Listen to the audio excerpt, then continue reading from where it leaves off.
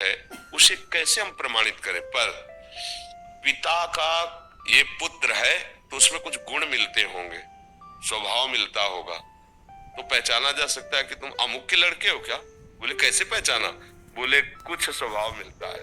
तो जैसे हमारे अंशी जो है प्रभु वो अविनाशी है, तो हमारे अंदर एक चाहत है कि मैं मरूं नहीं कभी, है ना, सबके अंदर है ना, मैं मरूं नहीं, इसका मतलब मैं प्रभु का अंश हूं।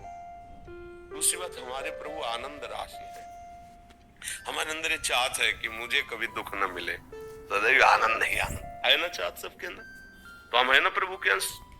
तीसरी बात है कि हर परिस्थिति में मैं शांत रहूं, नहीं शांति में, ये दुनिया प्रपंच छोड़ो, कुछ मिनट आप शांत रहने दो, शांति की चाह है, क्योंकि हम हमारे जो प्रभु है ना शांताकारम, तो है ना हम प्रभु के, क्योंकि हमें शांति चाहिए।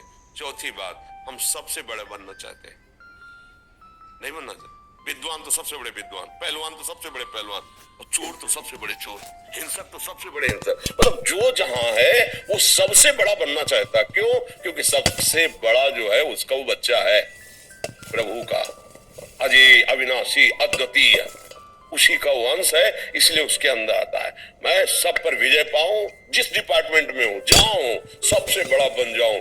ये कुछ लक्षण ऐसे बताते हैं कि तुम प्रभु के अंश हो। बोलो सबकी मांग है नहीं, पूरा प्रयास इसी के लिए है कि नहीं। ये चार बातें अपने जीवन में देखो, सबका प्रयास, विद्वान मूर्ख बेविचारी इंद्रिय जीत, जो भी जहां भी जैसा भी, ये चार बातें सबकी मांग है। मैं अविनाशी हो जाऊं, मरूं नहीं, मुझे कभी दुख न मिले, सदा आनंद में रहूं, मैं कभी अशांत न हूं, शांति प्राप्त हो, और मैं सबसे बड़ा बन जाऊं, है ना। ये चारों बातें प्रमाणित करती हैं कि मैं भगवान का बच्चा हूं, क्योंकि ये भागवतिक लक्षण है, और अनुभव करो तुम्हारे अंदर है कि नहीं है, इसका मतलब तुम भगवान के अंश हो। और ये चारों बातें जगत में नहीं मिलेंगी, ये जगदीश में मिलेंगी।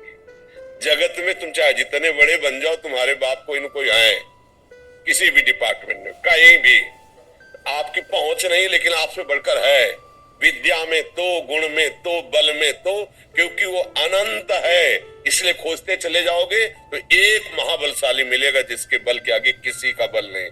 जाके बल लवलेस दे जीते चराचर धार, वो प्रभु जिसके एक लव मात्र बल से चराचर जगत पर विजय प्राप्ति की। अरे दस्कंदर, मैं उनका दास हूं जिनकी प्रिया का अपहरण करके तुलाया।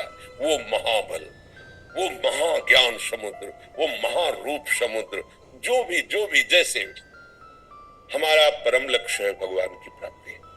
ज्ञानी जन जिसे आत्मा कहते हैं, योगी जन उसे परमात्मा कहते हैं, भक्त जन उसे भगवान कहते हैं, प्रेमी जन उसे अपने प्यारे लाडिले कहते हैं। उनके ये सब शब्दावली है, जिस रूप में चाहो जैसे चाहो, ये यथा माम प्रपद्यन्ते तास तथैव भजामि। जैसे ये भगवान का प्यार देखो, जैसे चाहो, आज चाह रहे हो ना पत्नी रूप में, वही बना है, पुत्र रूप में वही बना है, जो तुम दृश्य देख रहे हो भेद में वही बना हुआ है। मत्ता पर तरमनान्यत किंचित अस्ति धनंजय, मैं ही मैं हूं, मैं ही मैं। अब बस ये कि तुम चाहते क्या हो। अगर तुम विषय चाहते हो, जगत चाहते हो, तो और कोई नहीं, कृष्ण ही बना हुआ है, कोई नहीं, किंचन मात्र। वेद कहता है सर्वम खलमिदम ब्रह्म नेना नास्ति, तो फिर जब किंचन मात्र कोई और है ही नहीं, तो विषय भी तो वही बना है, पर ये तुम जानते नहीं हो, इसीलिए तुम भोक्ता भाव किए हो, यही तुम्हें फंसाए हुए है। इसलिए मन वचन कर्म से गुरुजनों का आश्रय लेकर उनके अमृतमय वचनों का हम आदर करते हुए श्रवण करें, मनन करें और आचरण में उतारें, तो परम लक्ष्य की प्राप्ति निश्चित, क्योंकि वो है, प्राप्त है, केवल अनुभव करना है। सच्ची बात, उसको उपजना नहीं, कोई साधना की उपज नहीं, परमात्मा ज्ञान या परमात्मा प्रेम वो है।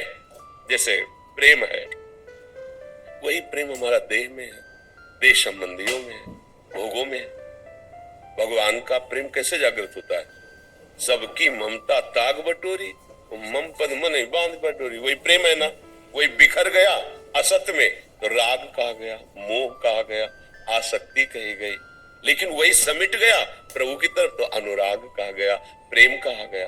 कोई अलग चीज नई उपजती नहीं साधना से, जो तत्व ज्ञान है, जो तत्व है, जिसको हम भूले हुए हैं उसी की स्मृति आ गई।